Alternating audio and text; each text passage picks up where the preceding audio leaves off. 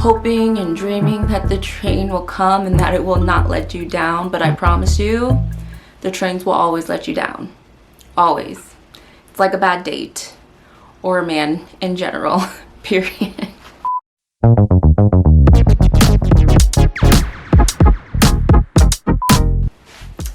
What's up, you guys? It's Sheridan here, back with another video. And today I'm here to teach you how to ride the New York subways. For people who live in New York, who are visiting New York, or people who just want to know, who have an interest. Maybe you're thinking about coming or moving here and you're curious on the best ways and tips and tricks on how to ride or catch a train station. Giving you all the tips right here. Roll the clip. Just keep listening. Y'all, there are arrows on this card for a reason, okay? When you're going up to the little stall thingy, the card goes like this. Like, you swipe like this. It's not like this. It's not like this. No, arrow means that way. You swipe like that. Or if you're on a bus, you insert like that. Do not be that tourist, okay? Do not be that tourist that you're in front of me after a long day of work and I'm just trying to get home because I just finished 10 hours of work and I'm tired and my boss is blowing up my phone and you're over here swiping through. What? A-Park tip redact Scavern. What are you talking? Raverdent Scavern. Tip number 1. So you will start to get used to how many people are waiting at a train station for a stop, or maybe this is just something that you take notice. If you notice that there are less people than usual waiting on a platform for a train, that should like mark things in your head that either number 1, a train just passed and you just missed it and you should probably time yourself better, or number 2, the train is not coming. There are always signs around the stations that give you information on the train that you're catching, and most of the time it's either the train is running on a different line or the train is just out of service and just not coming. And there are different apps like City Mapper or the MTA train systems that don't really tell you when a train is like changing platforms. They'll tell you delays, but it's not really like, they don't give you much information about like how long the train is delayed or when it's exactly coming. So just look for the signs. If there's not people on the platform, just know, okay, that's a red flag. Either I just missed it or it's just not coming and I gotta figure out another way to get where I need to get. Don't be that person just waiting. We've all been that person before, but now I'm telling you, so you hopefully are not that person just waiting, hoping and dreaming that the train will come and that it will not let you down. But I promise you, the trains will always let you down. Always. It's like a bad date or a man in general, period. So now your train comes, right? And now you're getting onto a specific train car, but you notice this specific train card has less people in it than usual. All the other surrounding train cars have a bunch of people in it, but this specific one doesn't have anyone in it, or it's very little people. That's red flag number 2. Stay clear, get away, do not go in, because it either has some shit going down in it, shit as in literal shit, or shit as in is probably literal shit, but it's some either like homeless person in there who is probably like taking a nap, which honestly, let them do what they gotta do, give them their space, or it's someone causing a ruckus in there and you just don't want any part of that because somehow you might get involved. So if you see there's not a lot of people in that specific train car, if someone comes out and tell you, hey, don't go in that train car, listen to them. I try and be that person when I'm heading out of a train car and there's some stuff going in there going down and I'm moving to another one, I try and find people and be like, listen, don't go in there. Just trust me, don't go in there. So that's something you want to be mindful of.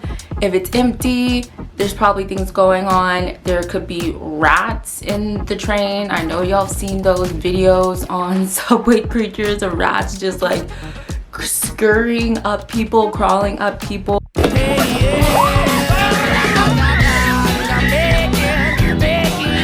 It could be extremely dirty, like food everywhere, people just trashed it.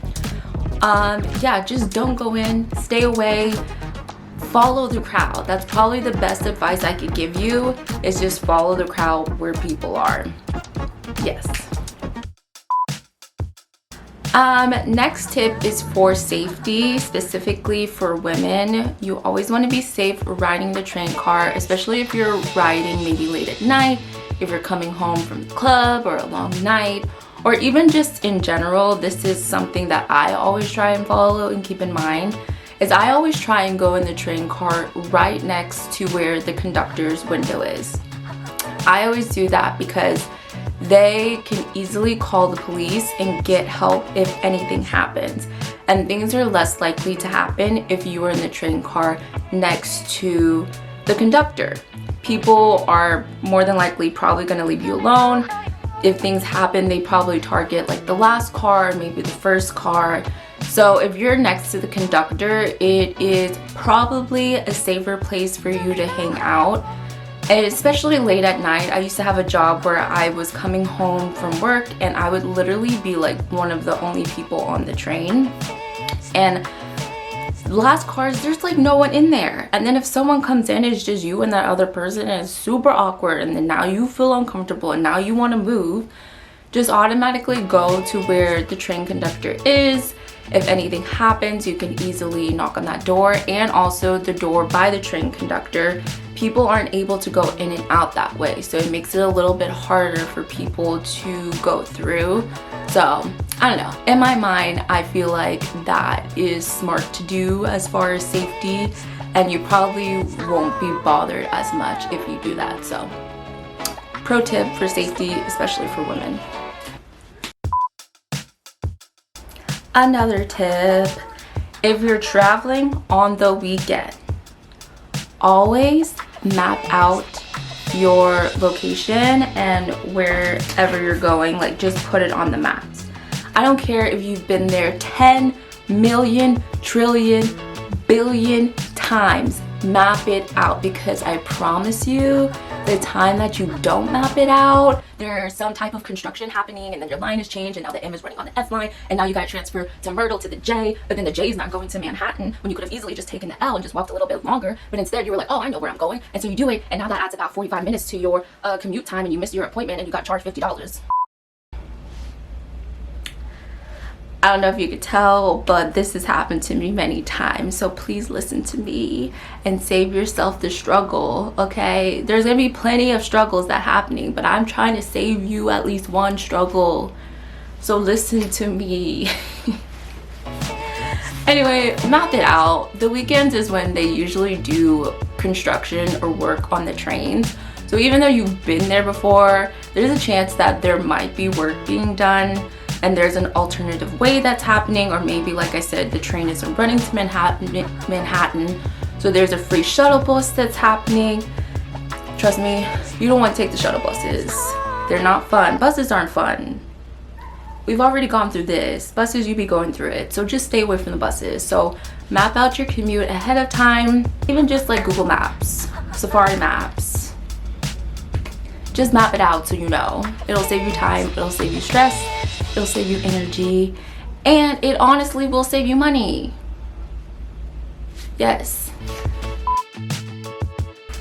So, oh God, why did it just get dark? I want to talk about the different options for when you are riding the subway. So there's obviously just like the single ride. I honestly forget how much that costs, so I'm just gonna put it up here. This is how much it costs for a single ride.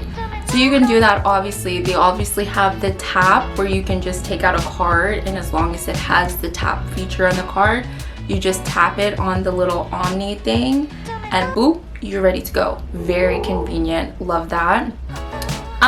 But if you're living in New York and you are taking it more frequently, it's better to look into other options because you could probably save a little bit of pennies on your commute if you do that. So if you're traveling every single day, at least twice a day for at least 5 days a week for the full month, it's probably best to invest in the monthly.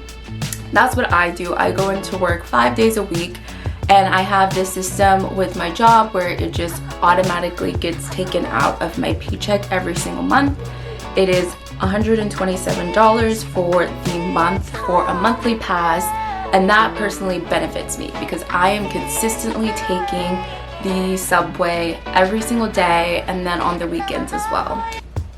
If you work from home and you don't take it every day, maybe there's just like weeks here and there that are really busy for you, then I would look into weekly passes. Weekly passes range from this much, and those are good where you can like map out. So like every other day you can do the tap whatever, but if you know that week specifically or a string of days that are going to be a lot and you're going to be traveling a lot, maybe like you work in like different events and you have to go different places throughout the day, getting an unlimited for the week is definitely going to benefit you more than just tapping single rides like that.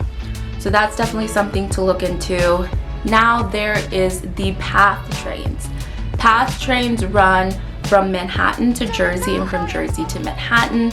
So say if you like live in Jersey City or something like that, or you need to commute frequently to Jersey, you can actually use your MTA card to pay for your PATH train, but the unlimited services do not work for the PATH train. So the unlimited for the weekly and then the unlimited for the weekly and the unlimited for the monthly will not work for the PATH train rides. Even though I believe they are the same amount, you have to have physical money on your metrocard for you to be able to use that towards your PATH train commute, if that makes sense. Also too, if you lose your card and you have like the monthly services or like the weekly services, you can call them and tell them you lost your card and they'll give you your money back. Yeah, you're gonna be on hold for like at least 30 to 50 minutes, but as soon as you finally get someone, just be like, hey, I lost my card. They'll be like, okay, what's the credit card you used to pay for it? You give them the number, they'll be like, bet, we'll send you another one, or we'll cancel it and send you money back. Super easy. So that's always an option. If you lose your card and like say you've only had it for a week but you have the monthly, definitely call them, get your money back, and just get a new card. It's really simple. So I just want to bring this one back up again because this will happen to you. It will happen. Encounters with homeless people, and I've talked about this in other videos before, but I just want to stress this now because most of the encounters that you have are more than likely going to be on the subway or in the subway stations. You just have to be mindful of people's spaces. Homeless people, like I said before, it is unfortunate the circumstances that they're in. You don't know why they're in those circumstances. I'm not the person to judge. No one here is the person to judge or tell people why they are the way they are in their living situations. But being around them is an everyday thing. We are around different walks of life people every day, and it's just a part of life and the culture of living in New York City. Things have been definitely crazier since the pandemic has happened, and I would honestly say that encounters around homeless people have gotten definitely a little bit more aggressive than usual. I never felt nervous or scared around homeless people before, and then after the pandemic, I definitely do feel a little bit more on edge and try to be a little bit more cautious about being on the subways, just in general. Like, things in safety has been definitely up in the air on the train systems lately. So just take that with a grain of salt. Yeah, I've seen homeless people like karate kick people for no reason. Like, this lady was like walking and this homeless man like karate kicked her and she like flew forward. But you know what? She kept walking. She didn't even look back. She didn't skip a beat. She just kept walking. And that's a true New Yorker right there. Like, she did her thing. She did not let this man ruin her day. And honestly, like, that's just how you have to take it, unfortunately. Unless they hurt you, like really hurt you, like, it's just best not to say anything. It's best to just mind your business, walk away, keep it pushing. I've seen homeless people get in people's faces, cuss them out, act like they're about to hit them. I've gotten cussed out by a homeless person before. It's not fun. I almost got sat on by a homeless person before. Not fun. These are all things that unfortunately just come with living in New York City. So just be mindful and cautious. If they come up to you, ask you for money, I always just politely say, sorry, don't have anything. Don't make eye contact. Don't look up. Don't gesture that you're about to grab anything. If they comment, oh, something back, like you're lying, blah, blah, blah, don't respond. Just say, sorry, don't have anything. Keep it pushing. I try to always say something, because if you don't say something, then that could honestly lead to more trouble sometimes. So just feel it out. It's very uncomfortable. It's very unfortunate, but unfortunately, it is something you have to deal with living here in New York.